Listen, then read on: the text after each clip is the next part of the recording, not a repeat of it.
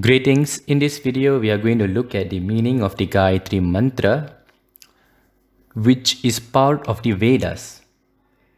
The Vedas in its entirety were downloaded from the cosmos in the form of a series of sounds which were heard and experienced by many advanced beings of the past in the Vedic tradition. In other words, the truths of the cosmos were downloaded in the form of sound energy which were heard and experienced as mantras by advanced beings whom we refer to as rishis. So the sage or the being who downloaded the Gayatri mantra, who downloaded the truth of the cosmos, who experienced and heard the truth of the cosmos in the form of Gayatri mantra is sage Vishwamitra. Now let us look at the Gayatri as per the Taittiriya Shakha of Krishna Yajur Veda. Om Bhur Bhuvassuvaha Tat Saviturvarenyam Bhargo Devasya Dhimahi Dhiyo Yo Naf Prachodayat. Now let's look at the first verse which is recited. Om Bhur Bhuvassuvaha. Now a point here, as per the Yajur Veda, it is recited as Suvaha. And when you recite it as per a Shakha of the Rig Veda, you say Svaha. Nevertheless, they denote the same thing. So Om, to start off, the primordial sound, the very sound form of God. Now, the very Big Bang which initiated creation, the materialistic universe came to existence from a very large explosive sound, and this sound is verily Om. Om is the source for all forms of sound. All other sounds which you utter in the form of language or verbal cues are simply an expansion of Om.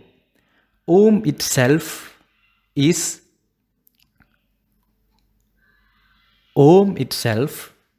made up of A, U, M. So the basic trees of A, U, M can be reflected upon yourself. Now, understand that you are verily the reflection of the universe. You yourself exist as a microcosmos. Now, try uttering any form of sound from your oral cavity without having your tongue in movement. Now, the only three sounds which you can utter without moving your tongue are A, U, M. And this is verily Om. So Om is the basic form, and every diversity which you see in the universe is simply an expansion of Om. So this is why Om is verily the primordial sound. Next. Bhur Bhuvassuvaha. Now these three words, Bhuhu, Bhuvaha and Svaha, are termed the Vyahritis. They are like an exclamation. So let's look at the first of the Vyahritis, Bhuhu. Bhuhu refers to materialization. This is the gross plane. Now, materialization refers to the gross form of God or absolute consciousness. So, absolute consciousness, which was at its subtlest form, started condensing and started taking physical forms upon the initiation of the Big Bang. So, the planets, the universe, your body, the mountains, everything physical you see comes in the category of the plane of this materialization, which we refer to as the Bhuhu. To elaborate, absolute consciousness, God, condensed after Big Bang, the subtlest form of the five elements which govern the universe. The entire creation is just existing in the form of these five elements.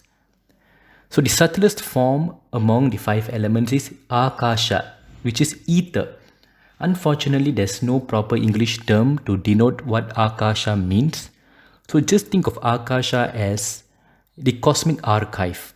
It is so subtle it can't be perceived with your sensory apparatus. In fact, ether can only be perceived through sound energy. The Vedas were downloaded from the ether.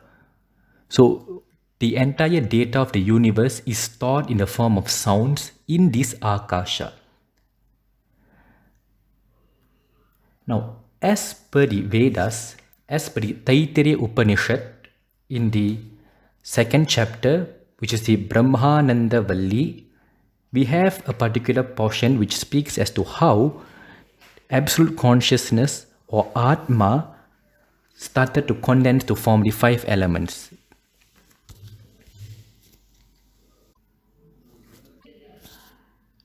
In the verse, Tasmat va etasmat atmana akashas sambhutaha akashat vayuhu vayoragnihi agnerapaha adbhyah prithvi. So in short, it speaks about how from the Atma equals God equals absolute consciousness, just different terms. From Atma came Akasha, as in Atma after the Big Bang condensed to take the form of Akasha, which then condensed to form Vayuhu, which then condensed to form Agnihi, which then condensed to form Apaha, which then condensed to form Prithvi, earth. So as we can see, it condensed to get more and more physical, more and more gross. Now ether, as I said, can be only perceived as sound energy. Next, air came from ether. Air can be experienced through touch and sound, a little bit more gross. Air then condensed to fire, which can be perceived through touch, sound and form. Fire has form. Next, fire condenses to water. Water can be perceived with touch, sound, form and taste. Finally, water condenses to form earth, which can be perceived with touch, sound, form, taste and smell. So as we can see, earth forms the last element, the grossest element. And this is why earth is synonymous to Bhuhu. For it represents the most gross plane, so it comes into the category of Bhuhu. But Bhuhu does not literally mean only planet Earth. Bhuhu simply refers to the plane of materialization. Everything that is material. The form of God which is existing as that which is material. That which is physical. That which is compact. That which is in the form of matter. That could include all the planets. All that which you can perceive with sight. Which you can touch. Which you can, perceive in a gross manner. Next, Bhuvaha. Bhuvaha refers to vibration. Now, what is this vibration? It is definitely more subtle than Bhuhu. Vibration is simply sound energy. Now, as mentioned earlier, I said that the first form of the element is Akasha. Now, Akasha is all pervasive. It is everything. And Akasha reverberates as sound energy. It contains the entire data of the universe in the form of sounds. And as mentioned again, the Vedas were downloaded from the Akasha. And this is also why every truth of the cosmos which was downloaded as a Veda was received as mantra. And this is why the entire Vedas are in the form of mantra. Now, sound is the underlying principle for the hologram which we call as creation. Every sound, every vibration has a form, has a geometry. This geometry is what we see as the universe. For example, the planets are orbiting the star due to a certain geometry. The cosmos has a rhythm due to a certain geometry. The solar system, the planets, the heavenly bodies are all aligned and even existence happens in a symmetry because it's governed by the underlying vibration. Bhuhu is only a hologram projected by the plane of Bhuvaha. For example, let us assume that Bhuvaha is like your skeleton structure and Bhuhu is like your form, your bodily form, your nose, your eyes, your hands, your legs. All this appears material.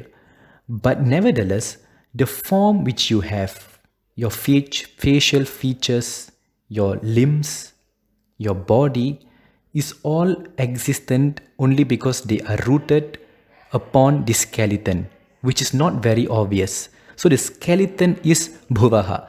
The underlying vibration of the universe is the Bhuvaha plane. Without this vibration, the materialistic universe would collapse. Nothing would have form.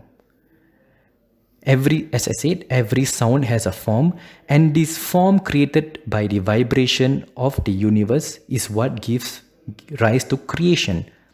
The mountain is a mountain as you see it because the particular vibration which gives form to the mountain preserves the form as you see it as a mountain. You have this particular structure, a body like this, because it is sustained. The geometry of the form which you hold is given by a particular frequency of vibration. Next, Swaha. Swaha is radiation. Radiation is light, pure wave form. Consciousness is wave. It is all pervasive. Let me put another analogy. We can find various forms of shadows in accordance to the size of objects and bodies. Despite these varieties in creation, so as to say, despite all the varieties you see in creation, all forms of beings you see in creation, the underlying principle behind all these varieties is a common consciousness, light. A common light can give rise to a million forms of shadows. The Atma, God, is the underlying wave which threads the entire creation into a structure. It is the very string which joins every individual bead in a bangle. Every bead may appear unique, colorful, and everything that you can appreciate, but they are all joined by an underlying string, and that string is the Atma, and that Atma is verily a waveform. That is why Swaha is often used to represent the heaven, because the heaven is verily the plane of God, and this is what it actually means. So as we recite Bhur Bhuvas Suvaha, we are realizing the three fundamental dimensions of the cosmos, the entire cosmos put in a nutshell. All these dimensions are non-different. It is one common consciousness which is expressing itself in different frequencies. For example, let us say you eat an apple. Part of the apple you eat becomes gross by forming flesh and feces. A subtler aspect within the apple becomes the mind. And the subtlest aspect of the apple becomes the life force, which sustains you, which sustains your body. One apple, three dimensions. Now, we are done with the Vyahritis. So the portions of the Gayatri which follow after is referred to as the Savitri. So the Vyahritis plus the Savitri is the Gayatri mantra. So the Gayatri mantra itself is a combination of the Vyahritis and Savitri. Let's look at the verse. Tat saviturvarenyam bhargo devasya dhimahi. Let's look at individual words. Tat. That. What do we mean by that? In reference to God, the absolute consciousness, we use that because we cannot describe it in any possible words. We can only give a reference point. We cannot define it because it is something to be realized and not intellectually dissected. Next, Savituhu. Sa, which means with, and with, which means treasure of knowledge. So Savituhu refers to the treasure house of the Vedas. So this is also why it is often made into a parallel to the description of Lord Surya. And this is also why the Gayatri mantra is said to invoke the solar energy within you. Now, the Surya Upanishad of the Atharva Veda describes Lord Surya as the very treasure house of the Vedas. We shall see several verses from the Atharva Veda, Surya Upanishad. Tvameva pratyaksham mrigasi, tvameva pratyaksham yajurasi, tvameva pratyaksham samasi, tvameva pratyaksham atharvasi, tvameva sarvan chandosi. So all this simply means that Lord Surya, you are the very manifestation, the very form of the Rig Veda, Yajur Veda, Sama Veda, Atharva Veda, and all the meters, all the chandas. Because the Vedas were downloaded as mantras which came in particular meters. The verses were in particular lengths which were referred to as chandas. And also we have another verse which comes as Adityat Veda Jayante, meaning the Vedas were born out of Aditya. So here the very treasure house of the Vedas can be inferred upon as being Lord Surya himself. This is also why the Gayatri mantra itself is part of the Surya Upanishad. Next, Varenyam. Vara means a superlative degree. Varenyam means superior most. The next verse. Next, Bhargaha. Bhargaha comes from two words, Bhaha and Gaha. Bhaha means brightness and Gaha means going. So it means going towards brightness. It refers to the journey towards enlightenment, journey towards realization. As we had seen, when we refer to the absolute consciousness as death, we need to realize death because it cannot be understood by the mind. So this fuel of wanting to know is catalyzed by this Bhargaha, going towards brightness. Devasya, of the Deva.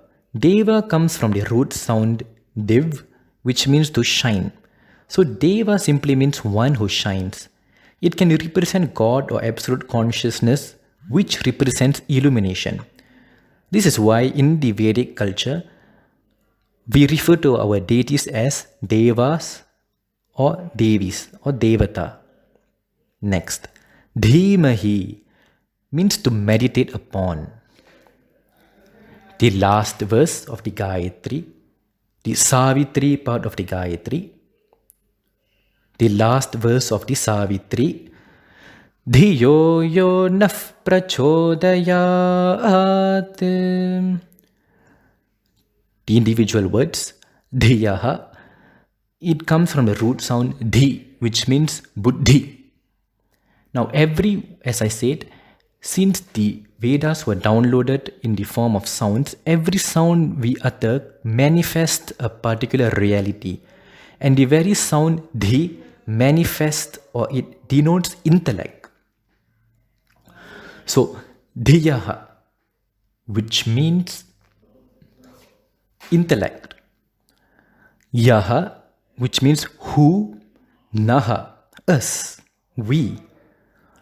Prachodayat comes from pra, which means prakatita, which means to manifest. And the suffix chodayat means propel from inside, to propel from within. So prachodayat denotes enlightenment. So the whole Gayatri, let's look at the individual words. Om Bhuhu Bhuvaha Suvaha or Svaha Tat Savituhu Varenyam bhargaha devasya dhimahi dhiyaha yaha naha prachodayat. So to put it short, now the overall general meaning of the Gayatri, Om, the plane of materialization, the plane of vibration, the plane of radiation, that absolute consciousness, which is the treasure house of the Vedas, who is at a superlative degree, who is the supreme, who is the ultimate, who is the shining one, who moves us towards enlightenment. We meditate upon that, and may that meditation fertilize our intellect such that we manifest enlightenment and we get self-realized. Self-realization is the realization that the self is Atma, that you are God, you are that very consciousness. So let that happen. Thank you for watching.